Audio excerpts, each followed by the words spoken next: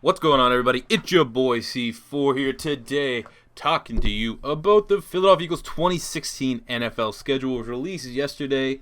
Actually, probably 2 days ago. I'm recording this the 15th. It'll probably come out to you guys Sunday, the 17th. So it's been a couple days now since the schedule's been out, but I've had enough time to digest it. I mean, obviously, it's still very early. The draft hasn't even happened yet, which is coming up in a week and a half-ish. Can't fucking wait for that. But I'm going to kind of just quickly look at, optimistically how they should perform this year. But there's a couple things we should jump into it. A lot of people are asking, are you happy with the schedule? What are your thoughts, your optimistic thoughts? Well, there's 2 points. I believe NFL graded us, like the NFL.com, as like a top 10 easiest schedule, but it definitely on paper for regarding how good the Eagles are going to be this year and how many question marks they have. I mean, even an easy schedule is going to be tough this year. But 2 negative points before I just go into the breakthrough. Eagles do have 14 total less days of rest than the rest of their opponents this year. They play a lot of games really, really quickly.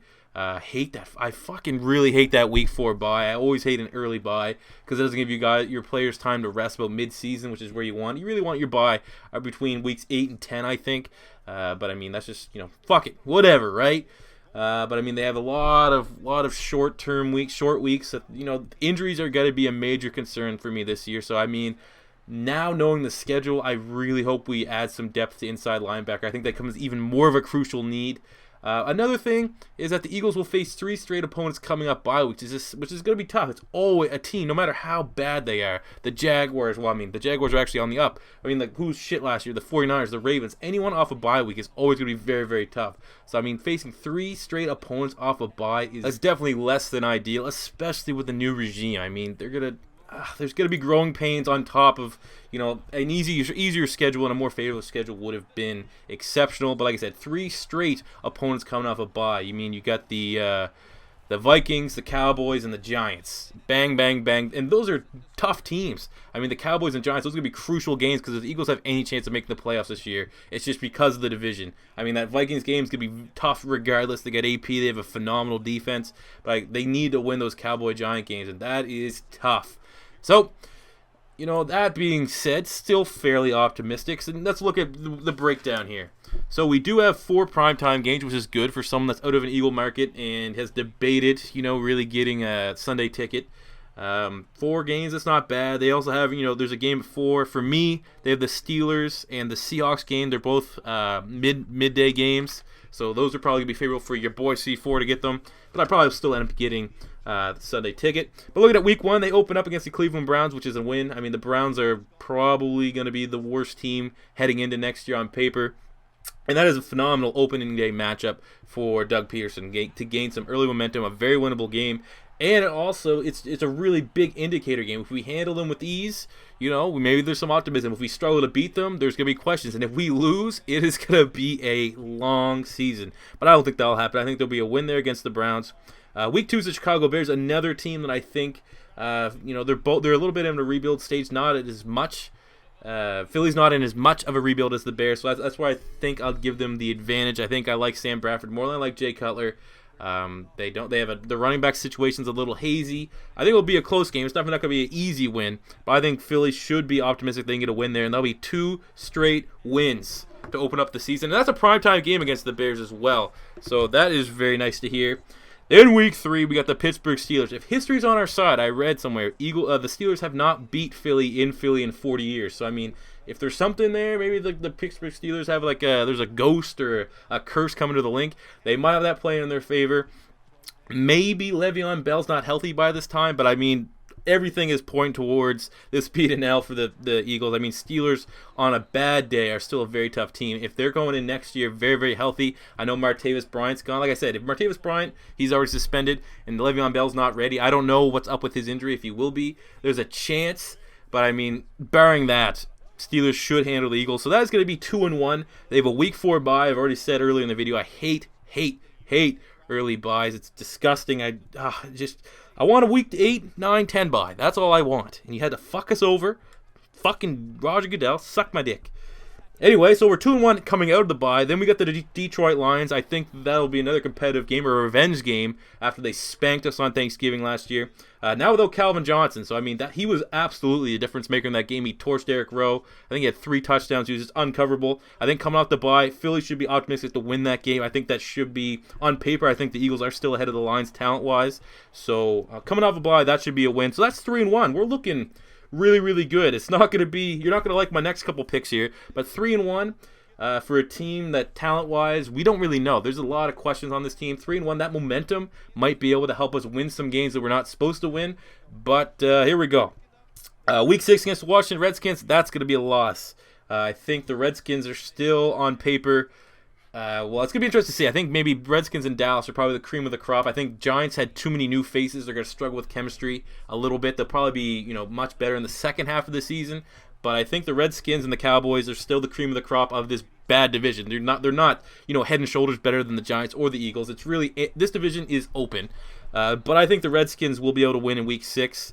Kirk Cousins will have a strong game. Then Week 7, the Vikings, I'm going to have to give another loss. I mean, the Vikings have the perfect combination of a ground and pound attack with Adrian Peterson, and their defense is very, very good, very underrated. They got Shrift Floyd from Florida, a beast. They got Xavier Rhodes, the corner, very, very solid. Eric Kendricks in the middle. And offensively, it's going to be interesting to see how Teddy Bridgewater really develops and see if he can elevate his game this year.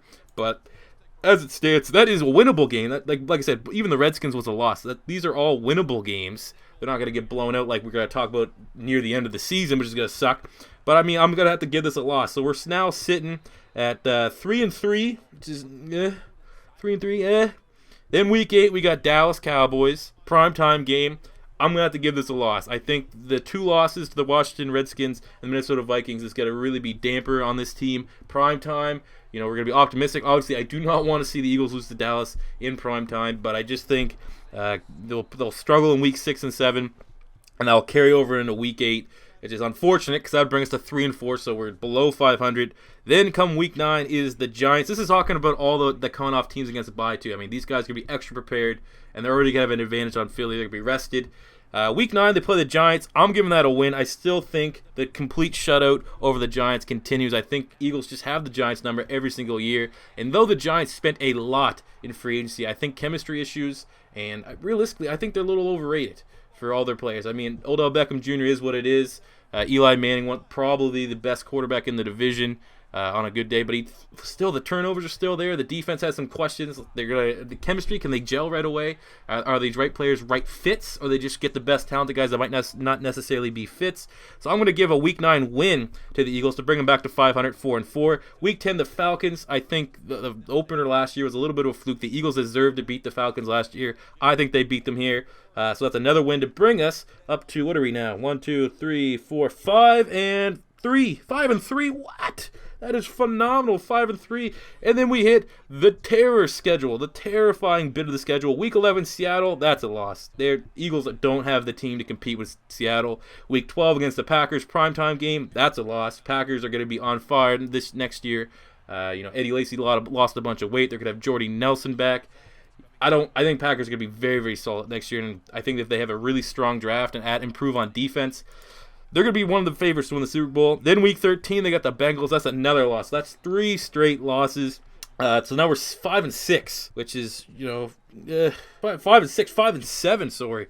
2, 3, 4, 5, 6, 3, 4, 5, 6, 7. Yep, 5-7. Fuck my counting. I'm trying to write this down and shoot from the hip here. So that's 5-7. That is not ideal. But to end the season, I think we are going to be on point. We have the Redskins again, Week 14. I think we're going to split the series with the Redskins. I think Eagles are debatably as good as them. If I had to, kind of tilt the scale one direction, I'd say the Redskins are a little more. They're going to be more consistent. They don't have a new coaching staff kind of thing. But I still think they can split the series with the Redskins. Then Week 15, they got the Ravens. I think the Ravens are still going to be in a bigger part of a rebuild than the Eagles are. So I think that's going to be a win. A couple people have that as a loss, but I think that will be a win for sure. Week 16 against the Giants in primetime. I think that's another win. We sweep the series with the Giants as it has been for the last, 2-3 seasons. And then Week 17 against Dallas. And we're going to be, 8-7 at this point. This debatably, again, we could have another shit division. This could be for a playoff spot. And I think Philly does beat the Dallas Cowboys Week 17. They split the series with the Cowboys, which is very fair. This time they're not playing the Cowboys off a bye. So that finished the season 9-7. I think that's fairly optimistic. I think between 6 and 9 wins is where you could see this team this year. But let me know what you guys think in the comment section below. Where do you see these games going? What do you think the records being? Do you agree or disagree? If you like the video, smash that like button. If you're new to the channel, please subscribe. Lots of Eagle stuff. Till next time, it's your boy C4 saying peace out.